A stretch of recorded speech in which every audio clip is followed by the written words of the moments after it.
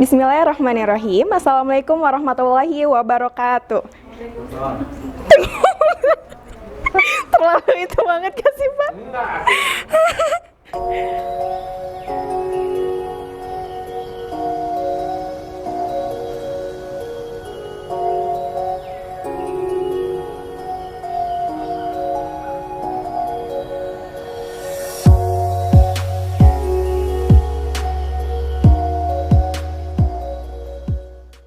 Assalamualaikum warahmatullahi wabarakatuh. Apa kabar anak-anak kelas 11 SMA Negeri 3 Cimahi? Semoga senantiasa dalam keadaan sehat walafiat serta dalam lindungan Tuhan Yang Maha Esa. Baik, perkenalkan, nama saya Syafitri. Saya di sini sebagai guru PPL Ekonomi dari Universitas Pendidikan Indonesia. Pembahasan kali ini kita akan membahas tentang pengertian indeks harga, ada pula tujuan indeks harga dan macam-macam indeks harga, lalu ada metode perhitungan dan contoh soalnya. Sebelum memasuki ke pengertian indeks harga, alangkah baiknya kita mengetahui terlebih dahulu apa itu harga. Ya, dalam kehidupan sehari-hari tentunya kita tidak asing mendengar apa arti dari harga itu sendiri. Ya, harga di sini dapat diartikan yaitu jumlah uang atau alat tukar lain yang harus dibayarkan untuk produk ataupun jasa yang kita gunakan. Harga juga dapat berarti nilai dari sebuah barang ataupun jasa. Nah, harga itu tidak sama dari waktu ke waktu. Contohnya seperti harga beras pada tahun sekarang itu tidak sama dengan harga beras pada 5 tahun yang lalu. Begitu pula harga beras pun tidak akan sama dengan 5 tahun yang akan datang. Sehingga pengertian dari indeks harga dapat dikatakan yaitu perbandingan antara harga rata-rata suatu barang dalam tahun yang dihitung dan harga rata-rata untuk tahun dasar. Nah, kemudian selanjutnya yaitu ada tujuan indeks harga. Yang pertama itu menentukan harga dalam perdagangan. Artinya, pedagang mana yang tidak ingin mendapatkan keuntungan ketika menjual. Jadi dengan adanya indeks harga ini, pedagang bisa menentukan harga barang dan jasa yang bisa mendapatkan keuntungan. Kemudian tujuan yang kedua yaitu membandingkan kemajuan ekonomi.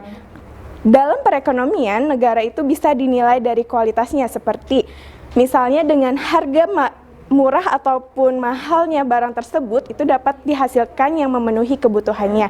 Kemudian yang ketiga itu menetapkan pola kebijakan ekonomi, sehingga maksud dari tujuan yang ini yaitu pemerintah dapat menentukan kebijakan harga untuk produsen seperti dengan adanya kebijakan HET atau harga eceran tertinggi, sehingga pedagang itu tidak semena-mena memberlakukan nilainya sampai tertinggi mungkin. Nah, itu tetap diatur dalam pengawasan pemerintah. Yang keempat yaitu adanya dasar pendapatan atau perubahan gaji. Nah, diharapkan dengan adanya dasar penetapan atau perubahan gaji ini diharapkan adanya keadilan dalam distribusi pendapatan ataupun gaji, sehingga tidak terjadinya ketimpangan. Lalu di sini ada jenis-jenis indeks harga yang digunakan di Indonesia, yaitu yang pertama ada indeks harga perdagangan besar atau produsen.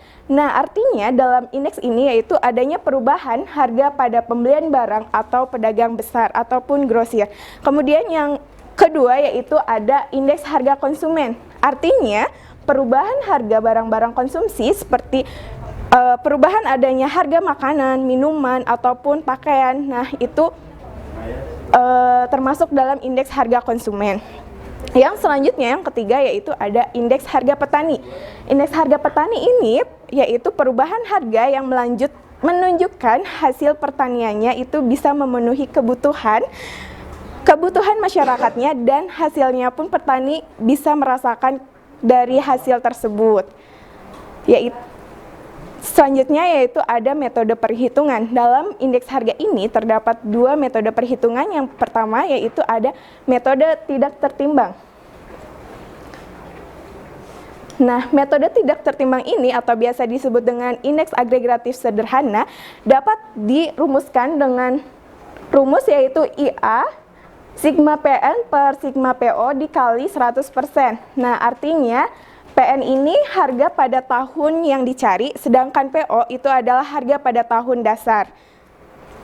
Langsung saja untuk memahami rumus yang tadi kita ke contoh soalnya, yaitu di sini bisa dilihat tabelnya, ada harga barang dan nama barangnya juga, yaitu ini pada harga kebutuhan yang dikonsumsi rata-rata oleh penduduk di kota Jepara pada tahun 2017 sampai dengan 2019. Yang ditanyakan yaitu jika tahun 2018 sebagai tahun dasar, maka indeks harga tidak tertimbang pada tahun 2019-nya itu berapa? Nah, yang langsung kita jawab. Untuk menjawab pertanyaan ini, alangkah baiknya kita harus mengetahui terlebih dahulu apa rumus dari indeks harga yang tidak tertimbang ini. Nah, rumusnya yaitu IA sama dengan sigma PN per sigma PO dikali 100%. Nah, karena di sini adalah yang tertera yaitu sigma PN, sigma itu artinya jumlah. Nah, karena di dalam rumus mencari indeks tidak tertimbang itu harus menjumlahkan PN dan PO-nya, sehingga kita harus menjumlahkan terlebih dahulu harga-harga pada tahun 2018, begitu pula pada harga 2019. Nah, jadi di tahun 2018 itu didapatkan sigma PN-nya yaitu senilai Rp50.500 dan pada tahun 2019 itu sejumlah 53.000. Kemudian karena sudah tertera rumusnya, maka kita akan masukkan saja nilai-nilai dari jumlah yang tadi dihitung, yaitu sigma PN per sigma PO dengan nilai 50.000 per 50.500 dibagi 53.000 dikali 100%, sehingga dihasilkan 50.500 dibagi 53.000 dengan hasil 1,05. Lalu kita kalikan 100%, sehingga nilai indeks harga agregatif sederhananya yaitu 105%. Yang kedua yaitu ada metode tertimbang. Di dalam metode tertimbang ini terbagi lagi menjadi 5 cara perhitungannya. Karena judulnya metode tertimbang, sehingga dalam menghitung pun terdapat sesuatu yang harus dipertimbangkan. Nah, yang pertama ada metode least squares. Nah, rumusnya yaitu IL sama dengan sigma PN dikali QO per sigma PO dikali QO dikali 100%. Begitupun dengan metode Pasce.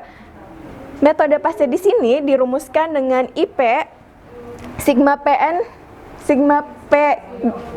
dikali QN, kemudian dibagi sigma PO dikali QN dikali 100%.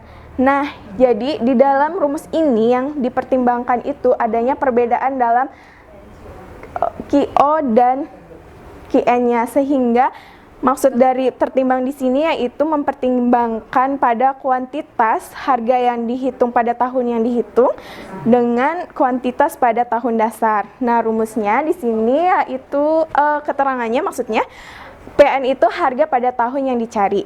Kemudian kalau PO itu harga pada tahun dasar. Lalu untuk QN itu kuantitas pada tahun yang dicari.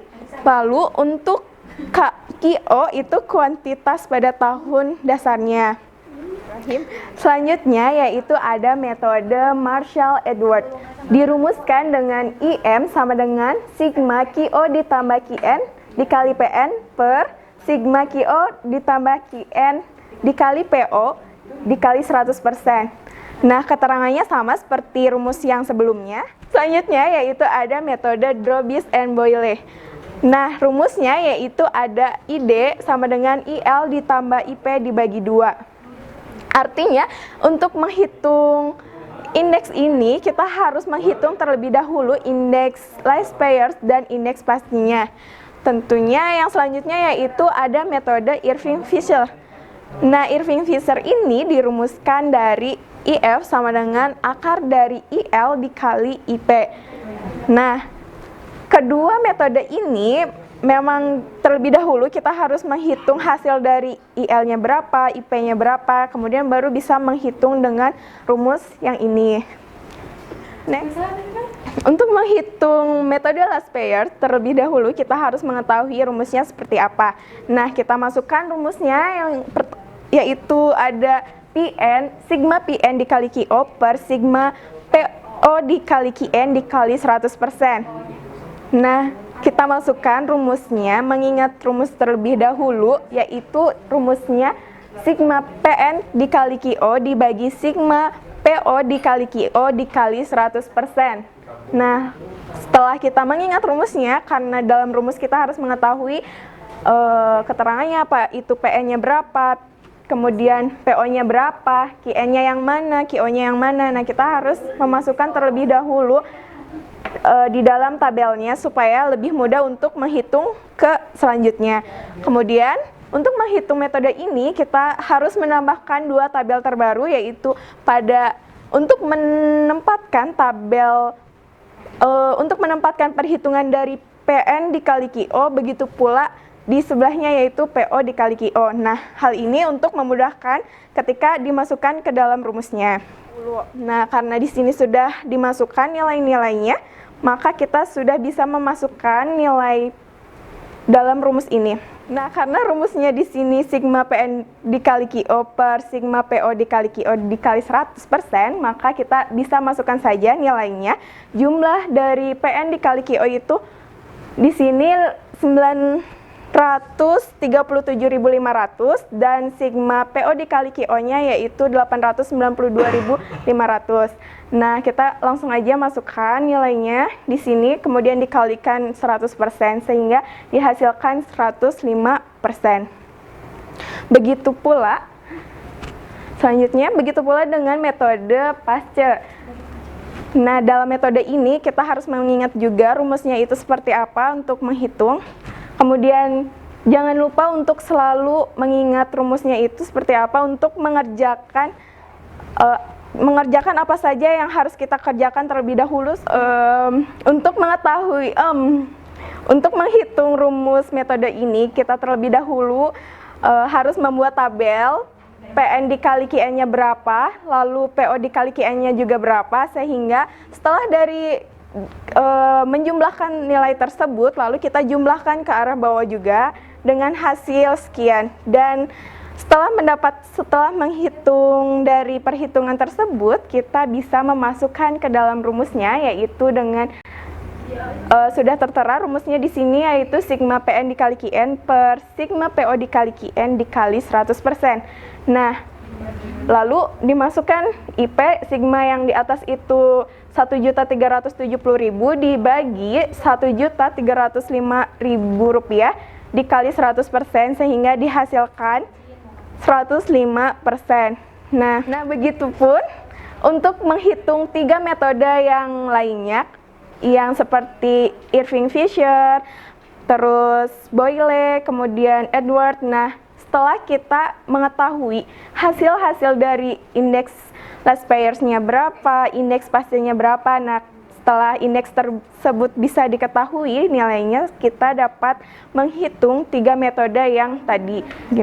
Secara umum dalam metode perhitungan indeks harga tertimbang ini cuma yang sering digunakan itu hanya 2 cara, yaitu metode last pairs dan metode Pasce. Namun tetapi alangkah baiknya ketika kalian sudah mengerti 3 metode lainnya dengan jumlah 5 metode itu akan lebih baik.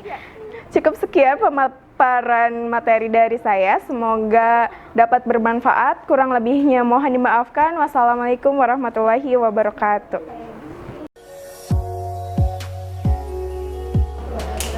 Di sana mah nggak kelihatan. Ini aja ya. Ibu aku mau nanya boleh? Iya, Ibu kan. Pasce.